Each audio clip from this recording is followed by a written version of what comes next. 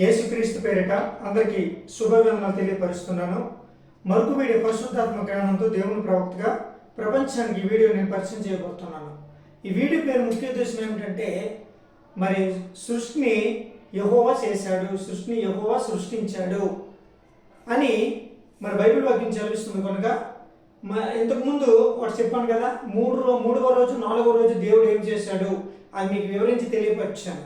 ఇప్పుడు 5వ రోజు 6వ రోజు దేవుడు ఏం చేశాడు అది ఇప్పుడు మీకు వివరిస్తున్నాను. ఎందుకంటే ఈ విషయంలో చాలా జాగ్రత్తగా మీరు అర్థం చేసుకోవాలని దేవుని ప్రవక్తగా దేవుని పేరిట మనం చేస్తున్నాను. చూడండి, ఇక్కడ 1వ రోజు 2వ రోజు 3వ రోజు 4వ రోజు మరి 5వ రోజు 6వ రోజు దేవుడు ఏం చేశాడు, సృష్టి ఏం చేశాడు. చూడండి, బైబిల్లోకి వెళ్దాం. బైబిల్ ఉన్న సత్యాన్ని మనం తెలుసుకుందాం. చూడండి, 5వ రోజు ఏం చేశాడు, చేపలు పక్షులు. 5వ రోజు ఏం చేశాడంటే సముద్రంలో చేపలు పక్షులను మరి సృష్టించాడండి. ఇక్కడ బైబిల్ ఉన్న సత్యానికి మనం తెలుసుకుందాం. చూడండి, ఇక్కడ దేవుడు ఏమైనా బయలుపరిచాడు. మరి ఆదికాండం 1వ అధ్యాయము మరి ఇక్కడ తెలియపరుస్తున్న విషయం ఏమిటంటే, ఆదికాండం 1వ అధ్యాయము మరి ఇక్కడ 20 నుండి 23 వచనాలు చదివితే ఇక్కడ 5వ దినం అవుతుంది. 6వ దినము మరి 24 నుండి 31 వరకు చదివితే ఇది 6వ దినం అవుతుంది. ఆదికాండము 1వ అధ్యాయము 20 నుండి మరి 23 వరకు చదివితే అది 5వ దినం అవుతుంది. మరి 24 నుండి మరి 31 వరకు చదివితే అది 6వ దినం అవుతుందండి. దేవుడు సృష్టించినవే మీకు తెలియపరుస్తున్నాను. బైబిల్ ఉన్న లేఖనము, బైబిల్ ఉన్న సత్యం మీకు తెలియపరుస్తున్నాను. కాబట్టి చాలా జాగ్రత్తగా వినండి. ఇక్కడ దేవుడు ఏమైనా బయలుపరిచాడు చూడండి. ఇక్కడ కొంచెం చదివి నేను తెలియపరుస్తాను. ఇక్కడ 5వ రోజు ఏం తెలియపరిచాడు, అప్పుడు నీళ్లు అనేక ప్రాంతాలలో అనేక ప్రాణులతో నిండిపోవును. అప్పుడు నీళ్లు అనేక ప్రాణులతో నిండిపోవును గాక అని, మరియు భూమికి పైగా గాలిలో ఎగుటకు పక్షులను ఉండును గాక అన్నాడు. దేవుడు సముద్రపు పెద్ద జంతువులను చేశాడు. సముద్రంలో మరి సంచరించే ప్రతి ప్రాణిని దేవుడు చేశాడు. సముద్ర జంతువులు ఎన్నో రకాలు ఉన్నాయి. వాటన్నిటికీ దేవుడు చేశాడు. ఆకాశంలో ఎగిరే ప్రతి రకం దేవుడు పక్షిని కూడా దేవుడు చేశాడు. మరియు ఇది చక్కగా ఉన్నట్టు దేవునికి అనబడింది. అదండి 5వ రోజు దేవుడు ఏం చేశాడు. 5వ రోజు ఏం చేశాడంటే, మరి చేపలు పక్షులు జంతువులు, సముద్రంలో ఉన్న చేపలను, ఆకాశంలో ఎగిరే పక్షులను, తర్వాత జంతువులను కూడా దేవుడు చేశాడండి. అంటే నోటు మాటతోటే ఇక్కడ జంతువులు ఉండును గాక అంటే జంతువులు ఉన్నాయి అంతే. ఆకాశంలో పక్షులు ఎగురును గాక అంటే ఆకాశంలో పక్షులు ఎగురుతున్నాయి అంటే ఆయన నోటు వాక్కుతోటే 5వ రోజు ఈ విధంగా చేశాడండి. చూడండి, ఇక్కడ ఏం రాయబడి ఉంది. ఇక్కడ నేను తెలియపరుస్తున్నాను, చాలా జాగ్రత్త వినండి. దేవుడు జీవం కలిగి చలించుట వాటిని జలములను సముద్రంగా పుట్టించును గాకనియు, పక్షులు భూమిపైన ఆకాశం విశాలంలో ఎగురును గాకనియు పలికిను. దేవుడు జన్మలలో వాటి జాతి ప్రకారము జన్మలు సమృద్ధిగా పుట్టించిన మత్స్యములను, జీవం కలిగి చలించు వాటినన్నిటిని దాని జాతి ప్రకారము రెక్కలు గల ప్రతి పక్షిని సృజించెను. అది మంచిదని దేవుడు చూచెను. దేవుడు మీరు ఫలించి అభివృద్ధి పొంది సముద్ర జలములలో నిండి నుండుటయు, పక్షులు భూమి మీద విస్తరించును గాకనియు వాటికి ఆశీర్వదించెను. అస్త సమయంలో ఉదయం కలుగును గాక అది దినమాయను. ఇదండి దేవుడు ఏం చేశాడంటే చేపలు పక్షులను కనిపెట్టాడండి. పక్షులను కనిపెట్టాడు. తర్వాత ఎన్నో జంతువులు రకాలు, చెరువులో కూడా జంతువులు ఉంటాయి కాబట్టి ఈ జంతువులను కనిపెట్టాడు. అంటే దీన్ని బట్టి అర్థం ఏంటంటే దేవుడు 5వ రోజున ఇంతగా సృష్టించాడనమాట. 6వ రోజు ఏం చేశాడు చూడండి. 5వ రోజు అయిపోయింది కదా, 6వ రోజు దేవుడు ఏం చేశాడు, ఇక్కడ బైబిల్ వాక్యం ఏం చదువుతుంది చూడండి. ఇక్కడ 6వ రోజు దేవుడు ఏం చేశాడు, చాలా జాగ్రత్తగా 6వ రోజున భూ జంతువులను మనుషులను తయారు చేశాడండి. 6వ రోజు భూ జంతువులను మనుషులను యెహోవా దేవుడు తయారు చేశాడు. ఏమని తయారు చేశాడు మీకు స్పష్టంగా నేను వివరించి తెలియపరుస్తాను. ఇక్కడ చెప్పాను కదా, మరి ఇక్కడ 24 నుండి చదివినట్లయితే ఆదికాండం 1:24 నుండి 31 వరకు చదివితే అది 6వ రోజు అవుతుందండి. చూడండి, అక్కడ దేవుడు వాటి జాతి ప్రకారము జీవం గల వాటిని అనగా వాటి జాతి ప్రకారము పశువులను, పురుగులను, అడవి జంతువులను భూమి పుట్టించునుగాక అని పలికెను. ఆ ప్రకారం ఆయన దేవుడు ఆయా జాతుల ప్రకారము అడవి జంతువులు, ఆయా జాతుల ప్రకారము పశువులను, ఆయా జాతుల ప్రకారము నేలను ప్రాకు ప్రతి పురుగును చేసెను. అది మంచిదని దేవుడు చూచెను. దేవుడు మన స్వరూపమందు మన పోలికగా చొప్పున నరులను చేయుదమని వారి సముద్రపు చేపలను ఆకాశ పక్షులను పశువులను సమస్త భూమి మీద ప్రాకు ప్రతి జంతువులను ఏలుదరనియు పలికెను. దేవుడు తన స్వరూపమందు నరుని సృజించెను. దేవుని స్వరూపమందు వారిని సృజించెను. స్త్రీని గాను పురుషుని గాను వారిని సృజించెను. దేవుడు వారిని ఆశీర్వదించెను. ఎట్లనగా భూమి ఫలించు అభివృద్ధి పొంది విస్తరించి భూమి మీద నిండించిన దాన్ని లోపరుచుకొనిడి. సముద్రపు చేపలను ఆకాశ పక్షులను భూమి మీద ప్రాకు ప్రతి జీవిని ఏలుడని దేవుడు వారితో చెప్పాను. దేవుడు ఇదిగో భూమి మీద ఉన్న విత్తములు ఇచ్చు ప్రతి చెట్టును విత్తములు ఇచ్చు వృక్షఫలమును ప్రతి వృక్షఫలములు మీకు ఇచ్చి ఉన్నాను, అవి మీకు ఆహారమగును.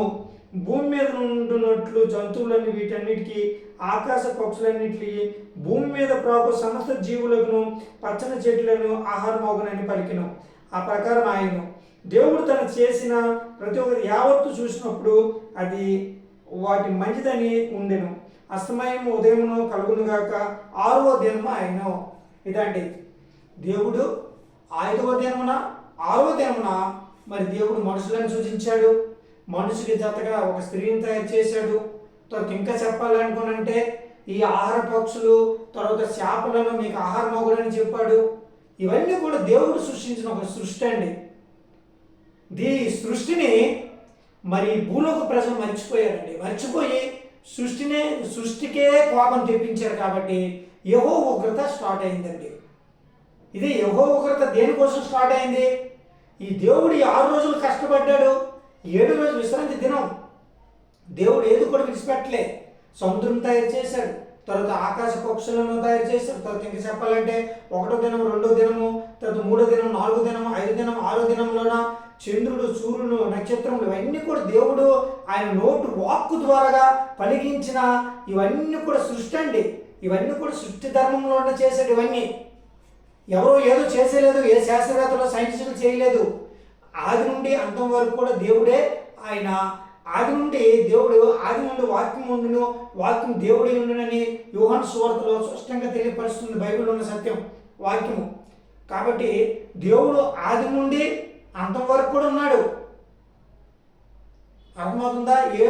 దేవుడు 6 రోజులు కష్టపడ్డాడు, 7వ రోజు విశ్రాంతి దినమే, అది ఆదివారం. కాబట్టి ఈ మనుషులు ఈ భూలోకం ఉన్న మనుషులు ఈ భూ ప్రజలు ఇది దేవుడు సృష్టినే మర్చిపోయారు. కానీ వాళ్ళ ఇష్టానుసారంగా జీవించారు. కాబట్టి ఈ ఉగ్రత ప్రారంభ దశలోకి వచ్చింది. ఈ ప్రారంభమైందండి దేవుని ఉగ్రత. అది ఎక్కడి నుండి ప్రారంభం అవ్వలేదే, ఎక్కడి నుండి ప్రారంభం అవ్వలేదు. కానీ సృష్టిని మర్చిపోయారు ప్రజలు. సృష్టిని మర్చిపోయారు. అందుకే సృష్టిని మర్చిపోయారే కాక సృష్టికే కోపం పుట్టించారు ఈ భూలోకం ఉన్న ప్రజలు. అందుకే దేవుని ఉగ్రత మొదలైంది. అందుకే యూట్యూబ్లో చూస్తే కొండ చర్యలు పడిపోతున్నాయి, చాలా గ్రామాలు పుట్టుకెళ్ళిపోతున్నాయి. కారణం ఏంటంటే దేవుడు సృష్టించింది కాబట్టి దేవుడికి లోబడి ఉండవా? దేవుడికి లోబడవా? సముద్రం కూడా దేవుడికి లోబడుతుంది, ఆకాశం కూడా దేవుడికి లోబడుతుంది, ఆకాశంలో ఉన్న మేఘాలు కూడా దేవుడికి లోబడతాయి, సూర్యుడు దేవుడికి లోబడతాడు, చంద్రుడితో దేవుడికి లోబడతాడు, నక్షత్రములు దేవుడు లోబడతాడు. యెహోషువ మరి సూర్యచంద్రులను ఆపలేదా యుద్ధ సమయంలోన? అందుకే దేవుని ఉగ్రత ప్రారంభమైందండి. ఇది ఆరంభమే కానీ అంతం కాదు. అర్థమవుతుందా? అందుకోసమే సృష్టిని మర్చిపోయారు. సృష్టి ధర్మాన్ని మరి యెహోవా దేవుడు సృష్టించిన సృష్టి ధర్మాన్ని ఈ భూలోక ప్రజలు మర్చిపోయారు. వీళ్ళకి తిరగడము, ఇష్టానుసారంగా జీవించడము, వారి ఇష్టానుసారంగా బ్రతకడము, వాళ్ళ ఇష్టానుసారంగా జీవించడం చేశారు. కాబట్టి దేవుని ఉగ్రత యెహోవాకి కోపం వచ్చింది. యెహోవా దేవుడు కోపం వచ్చింది కనుక ఆయన ఈ సృష్టిని ఉగ్రత రూపంలో మార్చాడండి. ఈ సృష్టిని ఏం చేశాడు యెహోవా దేవుడు? ఉగ్రత రూపంలో మార్చాడు, అంతే. అందుకే ఎక్కడ పడితే అక్కడ భూకంపాలు, ఎక్కడ పడితే తెగుళ్ళు, ఎక్కడ పడితే భయంకరమైన ప్రళయాలు, ఎక్కడ పడితే గాలి తుఫాన్లు ఇవి ఎందుకు వస్తున్నాయి? ఈ సృష్టి నుండి వచ్చిన బయటకు వస్తున్నాయి. ఈ సృష్టి దేవుడు చేశాడు కాబట్టి, ఆ దేవుడు పలికాడు కాబట్టి, దేవుడు పలికినది కాబట్టి దేవుడికి లోబడ్డాయి ఇవన్నీ. దేవుడికి సూర్యుడు లోబడ్డాడు, దేవుడికి చంద్రుడు లోబడ్డాడు, దేవుడికి నక్షత్రాలు లోబడ్డాయి. ఇవన్నీ లోబడ్డాయి కాబట్టి ఆయన నోటు వాక్కు ద్వారా ఉగ్రత స్టార్ట్ అయింది. ఇది రెండో రాకడ సూచన కింద మారింది అనమాట దేవుని ఉగ్రత. అందుకోసమే ఎక్కడ పడితే భూకంపాలు. మొన్న ఎక్కడో హిమాచల్ ప్రదేశ్లో ఏం జరిగింది? కొండ చర్యలు పడి ఒక గ్రామం కొట్టుకెళ్ళిన కారణం ఏంటి? సృష్టికి కోపం తెప్పించారు. కాబట్టి అందుకే చాలా జాగ్రత్తగా ప్రియమైన ప్రజలారా, దేవుని బిడ్డలారా, దేవుడు సృష్టిని 6 రోజులు కష్టపడ్డాడు, 7వ రోజు విశ్రాంతి దినం. అందుకే దేవుని సన్నిధికి వెళ్ళి పశ్చాత్తాపం పడండి. దేవుని సన్నిధికి వెళ్ళి పశ్చాత్తాపం పడి పాపక్షమాపణ ఒప్పుకుంటేనే తప్ప దేవుని ఉగ్రత బంద్ అవ్వదండి. దేవుని ఉగ్రత అంతమవ్వదు. ఇప్పుడు దేవుని ఉగ్రత ఆరంభమే కానీ అంతం కాదు. ఇంకా చాలా గ్రామాలు చెప్పాను కదా, మొన్న ఒక వీడియో పెట్టాను కదా, ఆరంభమే. దేవుని ఉగ్రత ఆరంభమే కానీ అంతం కావాలంటే మీరు కంపల్సరీ దేవుని సన్నిధికి వెళ్ళి మీ పాప క్షమాపణలు ఒప్పుకోవాలి. మీ పాపములు ఒప్పుకోవాలి, పశ్చాత్తాపం పడాలి, దేవుని సన్నిధికి వెళ్ళి మొరపెట్టాలి. అప్పుడే దేవుని ఉగ్రత ఆగిపోతుంది. ఎందుకంటే అక్కడ దేవుని ఉగ్రత ఆత్మ శాంతిస్తుంది. కాబట్టి చాలా జాగ్రత్త వినాలి. దేవుడు ఆయన ఆత్మస్వరూపి, మనిషి కాదు. యెహోవా దేవుడు ఆయన సృష్టించిన దేవుని కుమారుడే యేసయ్య. ఆయన కుమారుడే యేసయ్య.